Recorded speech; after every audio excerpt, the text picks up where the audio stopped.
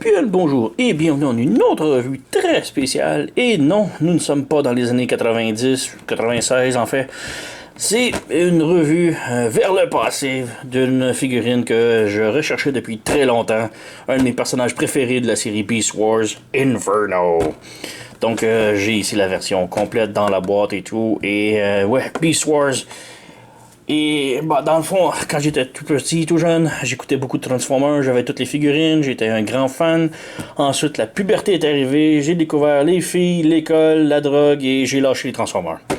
Mais Beast Wars m'a ramené sur le droit chemin, puisque l'émission était vraiment géniale, j'adorais les cartoons et les jouets. En plus, c'était la toute nouvelle comment dire, technologie des balles jointes.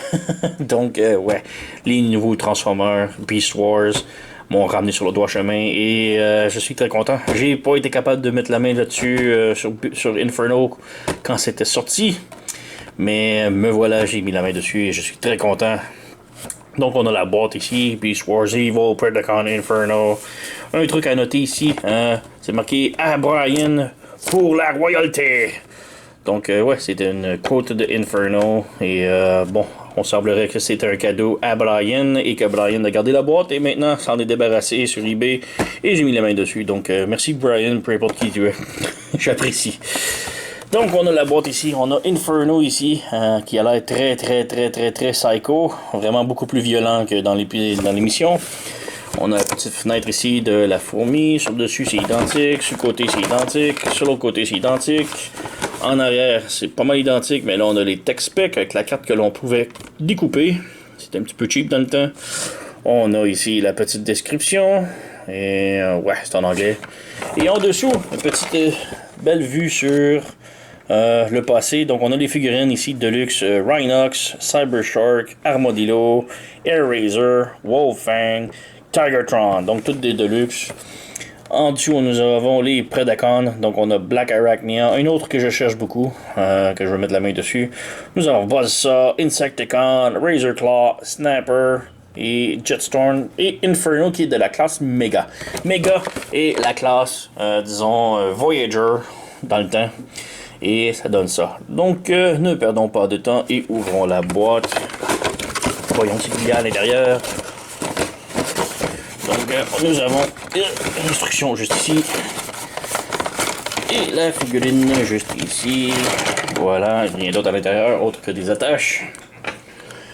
Donc, figurine, quand on la ressort, il faut un petit peu la modifier. Donc, il faut juste mettre les pattes écartées ici. Et voilà, c'est pas mal le tout. Donc, elle s'écrase des pieds à terre. Elle a de la misère à tenir sur ses poids. Son poids a de la misère à tenir sur ses pattes, mais bon. On a des instructions ici très basiques. Tellement basiques que j'ai de la misère à comprendre qu'est-ce qu'ils essayaient de faire dire. Donc, les dessins sont très artistiques, disons. Donc, ouais, on a une dizaine de steps, d'étapes à transformer. On retourne ici. Et, ouais, c'est très... c'est des instructions des années 90, hein, disons. On a un autre truc ici très intéressant. Donc, on a un petit feuillet de jouets. Donc, on a des jouets Star Wars, Batman, toutes sortes de trucs intéressants.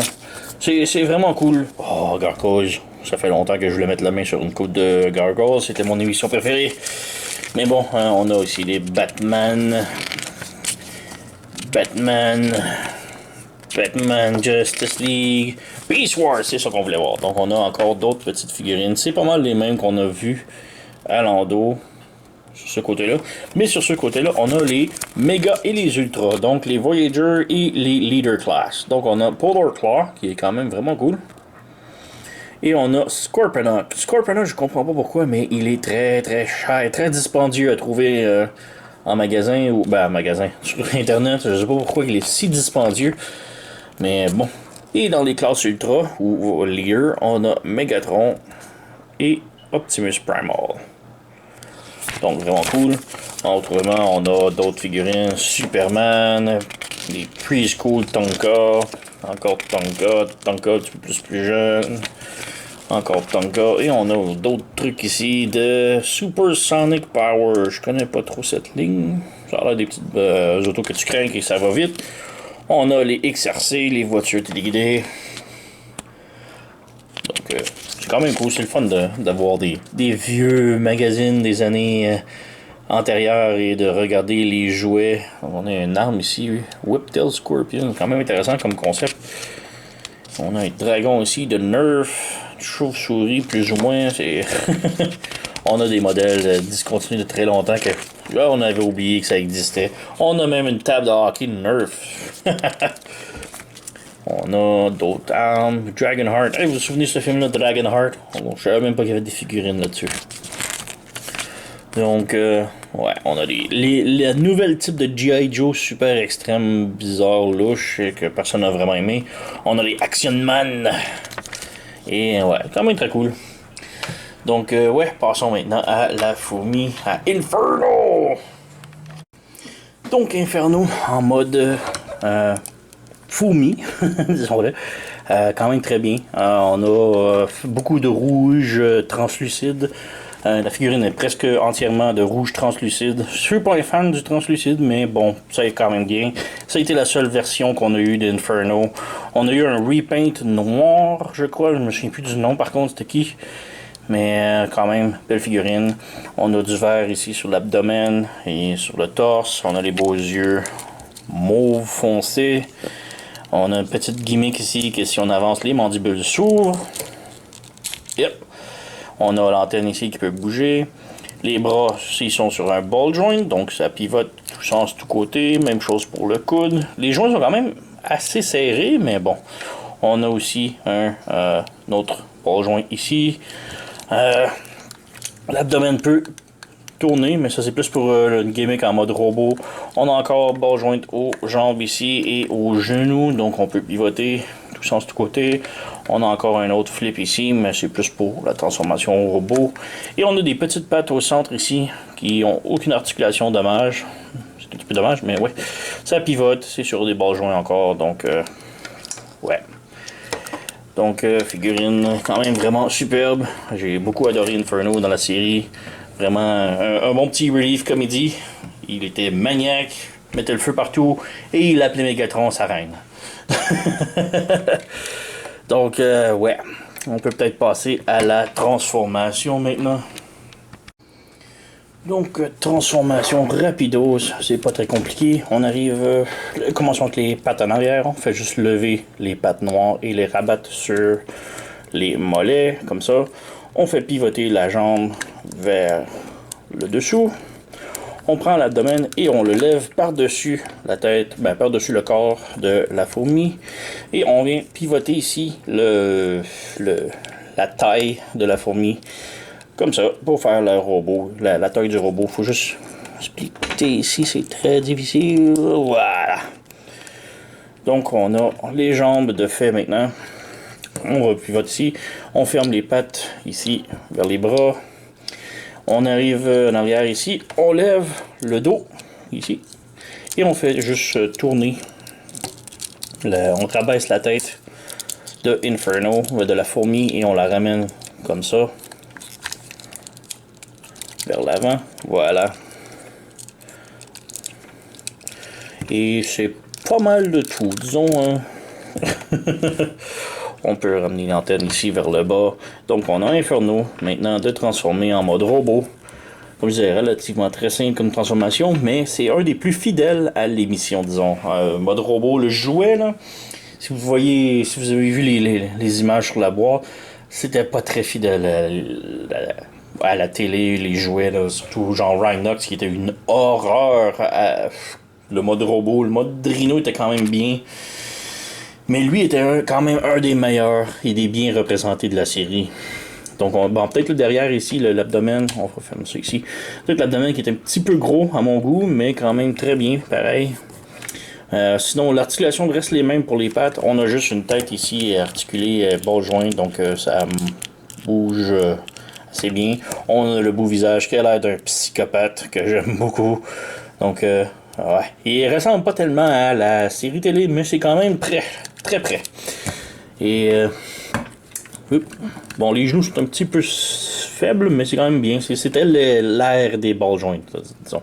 Un autre problème ici, c'est l'antenne. L'antenne, je me souviens très bien qu'elle était dans le dos dans l'émission, mais là, elle est en avant. Donc, ouais, on peut pas rien y faire. Hein? Petite gimmick ici en mode robot. On peut appuyer ici et le nez sort de la fourmi. Mais on peut aussi retirer ça ici. Bon, tout tombe. Donc, on a le torse d'ouvert ici. Et, la tête est un petit peu jamais, mais... Oups. Voilà, bon. On replace les pattes et tout pour le laisser tenir. Bon, maintenant on passe ici à ça. Donc, c'est à l'intérieur. On a la petite mandibule ici. On vient juste remettre ça par en arrière et on peut pousser ça vers l'arrière et sortir le mécanisme ici. Donc, on a ici son petit lance-flamme. Dans la série télé, il avait un petit pistolet qui tirait du feu, qu'il aimait beaucoup. Donc, on a son lance-flamme juste ici. Et on a aussi un autre truc ici comme mandibule. Il n'y a pas ça dans l'émission, mais c'est pas très grave. Donc, ça fait un deuxième pistolet pour lui que l'on peut venir brancher ici sur le derrière de la main. On a un trou, on branche. Voilà, il a maintenant deux armes, dont son arme principale, le lance-flamme. Et le lance-flamme est vraiment génial. On peut prendre ici les petites pattes arrière noires. On peut juste tirer, c'est juste branché dans le pied. Et on va s'en servir comme projectile. Donc si on tire ici, on peut juste appuyer. Ça tire. Et ça tire très fort. C'est vraiment une gimmick superbe du temps. Mais par contre, les trucs revolaient partout et on perdait tout. Donc, ouais. Donc on replace ici. C'est quand même une belle gimmick. Un beau petit canon. Bon, ça tire pas du feu, mais c'est pas grave. Une autre gimmick maintenant, c'est la plus spéciale. Donc, si on met les pattes vers le haut ici, on peut venir en arrière dans le dos, ouvrir l'abdomen. Donc, on ouvre l'abdomen comme ça. Et chaque côté. Allez, voilà. Donc, ouais, peut-être ça, les avancer de l'autre côté. Donc, comme dans l'émission, il a un réacteur dans le fessier. Et c'est avec ça qu'il se propulsait dans les airs, qu'il pouvait voler. Et, petit truc ici, c'est que ça tourne comme dans l'émission. Donc, oui. Donc, pareil comme dans l'émission, ça se met à tourner, il y a du feu et il s'envole. C'est quand même génial qu'ils ont fait ça. On a le petit symbole ici des prédacons. Je sais pas si ça fonctionne encore avec le temps, je crois pas. Non, ça fonctionne plus bien avec le temps. Mais quand même, on a de beaux détails métalliques ici, et bleu pour le réacteur. Donc, c'est vraiment superbe. Et comme je dis, c'est cette figurine-là qui est ultime dans la collection de Beast Wars, selon moi, parce que c'est la meilleure représentation d'une figurine à l'émission que nous avions dans le temps, là. Le mode fourmi est génial, le mode robot est génial, la transformation est simple, et les deux représentent parfaitement ce qui était Inferno dans l'émission. Donc, vraiment là, wow. Donc, j'ai vraiment rien d'autre à dire. Superbe figurine. Je suis très content que Brian s'est départi de son cadeau de fête pour que je puisse l'acheter sur eBay et me le procurer. Donc, je suis très content de l'avoir enfin dans ma collection. Et c'est pas mal ça. Donc, merci d'avoir été avec moi pour ce petit flashback dans les années 90. Merci d'avoir écouté. À la prochaine.